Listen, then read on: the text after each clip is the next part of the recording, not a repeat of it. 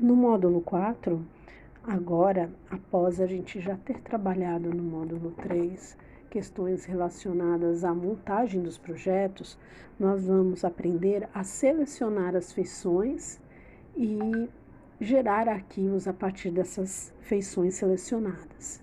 Uma das questões importantes e costuma ter bastante confusão para quem está iniciando o QGIS é que quando a gente for selecionar alguma feição, nós temos que selecioná-la também na barra de camadas, tá certo? Então, no caso aí, o exercício 1, ele está selecionado, tá? A partir do momento que ele está selecionado, né, a gente pode fazer seleções de diversas formas, né? No caso aí, a gente está fazendo as seleções a partir da ferramenta de informação. Aí, nesse sentido, vai abrir na lateral, né, uma barra com os resultados, identificando os resultados, né, com o que está carregado na tabela de atributos dela, tá? E aí, ela vai apresentar as informações, ok?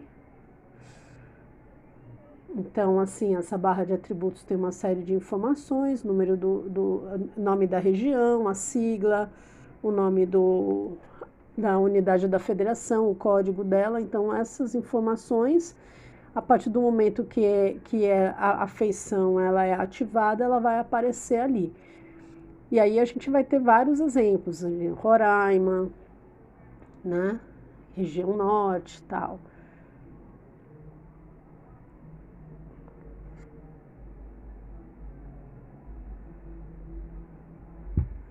A gente pode também fazer seleções a partir de outras ferramentas, a ferramenta de seleção em si, tá?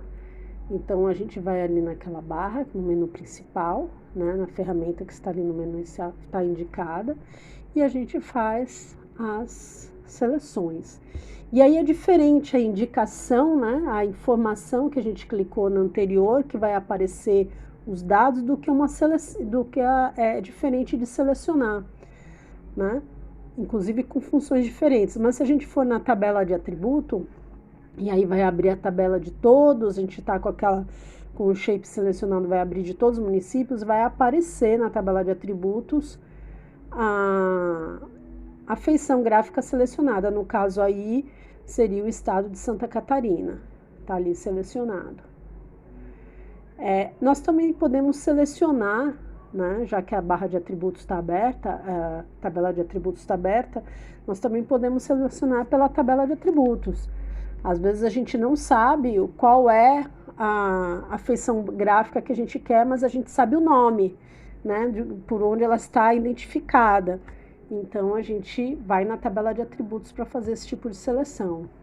Podemos selecionar mais de um, né? Aí, no caso, vamos selecionando vários, né? Ativando o Shift.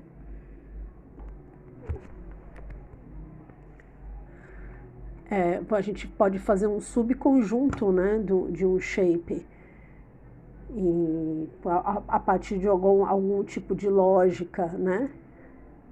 E aí a gente tem a opção aí na tabela de atributos de mostrar somente as feições selecionadas com os dados, né, delas, como a gente está mostrando aí, né? Pode classificar essas edições, né? A gente tem outras formas, né, de fazer, por exemplo, inverter a seleção. A gente selecionou o que a gente não queria, agora a gente inverte a seleção e aí vai estar aparecendo o que a gente gostaria que tivesse selecionado, tá? Então, a gente tem esse tipo de opção, né? São projetos que são feitos justamente para que a gente consiga fazer análises espaciais, né? A partir das feições gráficas georreferenciadas e a partir dos dados que são carregados, né? Então, quando a gente está fazendo esse tipo de análise, é importante.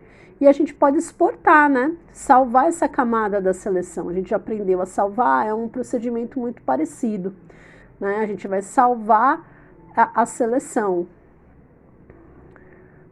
A gente vê que o SRC é o mesmo, a gente tem que adicionar, a gente coloca ali com a opção adicionar o arquivo salvo ao mapa, clicamos em OK, aparece aí, né, a camada exportada com sucesso, indicando o caminho, né, indicando que ela é algo exportado, e ela vai ser adicionada ao mapa, né, como um shape separado, simplesmente com as informações que foram selecionadas, né?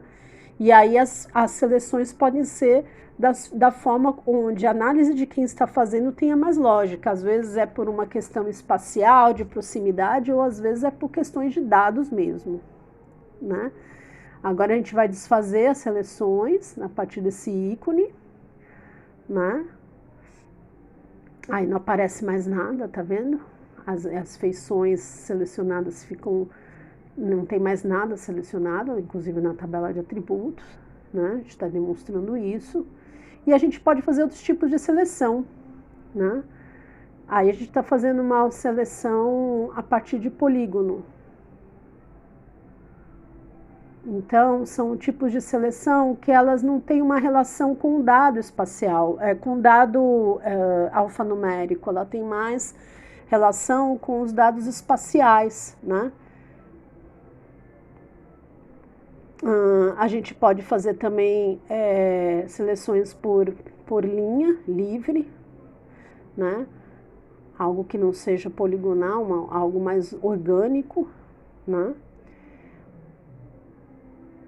A gente vai desfazer a seleção e aí a gente pode também fazer através de um buffer, né? De um raio de influência, algo parecido. A gente fazer esse tipo de análise, a influência, por exemplo, de um hospital em determinada região e calcular e colocar qual é a área, né? Qual é o raio dessa influência, né? A gente está demonstrando aí a aparição dos dados selecionados na tabela de atributo, da mesma forma como a gente fez das outras vezes, né? Seleções que a gente fez. Desfizemos a seleção agora. Bom, a gente vai ativar agora esse shape, né, que a gente criou, né? Você vê que a gente tem 2 shapes ativados aí nesse projeto, né? Justamente para dar destaque ao shape que a gente criou, dessa seleção. Em relação ao ato de exportar, né, que é justamente nessa ação guardar os elementos selecionados, né, é importante destacar que a gente pode exportar para diversas extensões, né, o próprio shapefile, a gente pode exportar em DXF, KML, em DXF a gente vai poder abrir em arquivos CAD, né, o DXF no Google Earth, em KLM a gente vai poder abrir no Google Earth, a gente pode salvar como planilha também, né? Então são diversas possibilidades de exportar os arquivos que são selecionados.